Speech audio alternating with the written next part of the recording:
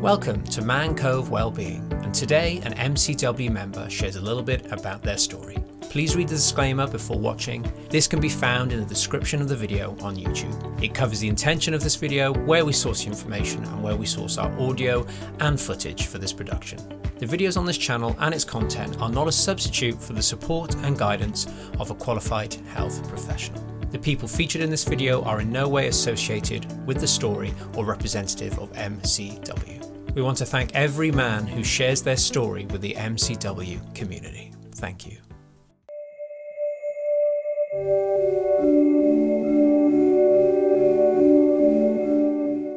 It was 2015 and I was 32 and life was pretty good. I had recently moved into a new flat with my friend and I was really enjoying my job. I was a keen runner, doing half marathon races once a month and playing squash nearly every week. I remember the day before treating some clients and having a great evening with my friends.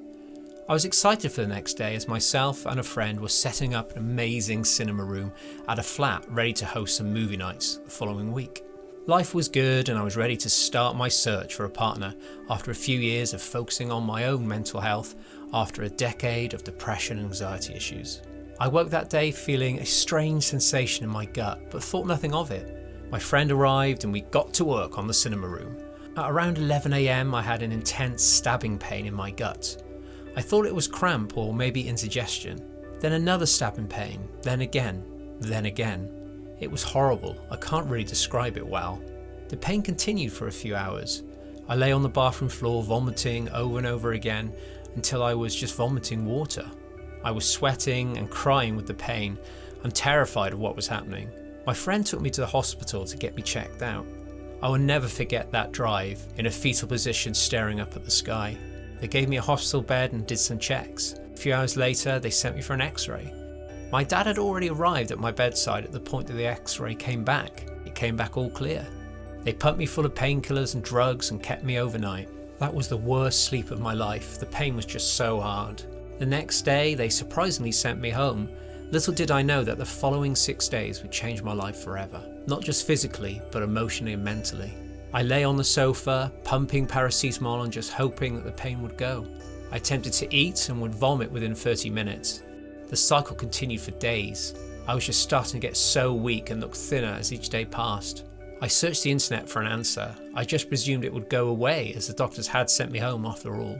I remember so vividly at 2 AM on day 5, rocking on a chair in the kitchen in a hunched position. I was so weak. I was sat by the chocolate cupboard at my dad's house where the memories of being able to eat was so clear. I hadn't eaten for 7 days up to this point. My friend had come to visit me on day 6 and couldn't believe how skinny my face was. I checked on the scales and I had lost nearly a stone at that point. My body was eating my muscle and fat for energy. Day 6 I had no choice but to go back to hospital. My mum and dad came with me and the nurse got me set up on the bed and took some of my blood sample. They ran some tests and I was so scared at what was going on. Was it a tumour, cancer, or something that would never go away? They returned to tell me that my white blood cells were dangerously low, that my liver seemed to be failing and I needed a CT scan urgently. A few hours later the scan happened and I was just so fatigued of the mental pressure of keeping going. It wasn't long before the doctor told me there was a black mass in my intestines and I needed surgery right away. I waited for surgery time to arrive and at this point I was ready to die as the pain was just too much. This was mixed with a terrifying fear of surgery and all things hospitals. The nurse assistant was pushing my bed along the corridor and my dad was there chatting to him as I lay there ready to say goodbye to my dad and had decided I was not going to survive this, and there was a mix of sadness, fear and relief that just washed over me. On all levels it was time to go. I reflect back and I will never forget the moment that mask came down to knock me out ready for surgery. That would be my last moment. Hours and hours later my eyes open, I can see a clock up on the wall and can feel various tubes coming out of my body. My stomach muscles were so tight. I was so confused. I looked around and I could hear noises of people on the other side of the hospital curtains. I realised I was still alive and I could feel a shot of adrenaline through my body as I started to cry. The nurses came to explain to me what had happened. The surgery was successful and I later found out it was a blockage in my small intestines, in which part of the tissues had been dragged into another part. A rare condition for an adult, as this usually happens to newborn babies. This is why they didn't pick up on it the first time I visited the hospital. I was told how lucky I was, as if I'd waited one more day at home, I wouldn't be here to tell this story. I realised just how life-changing decisions can be, and how in a second our life can be destroyed. I was in hospital for nearly a week as I recovered. By the time I had eaten again, it had been nearly 2 weeks since I last ate.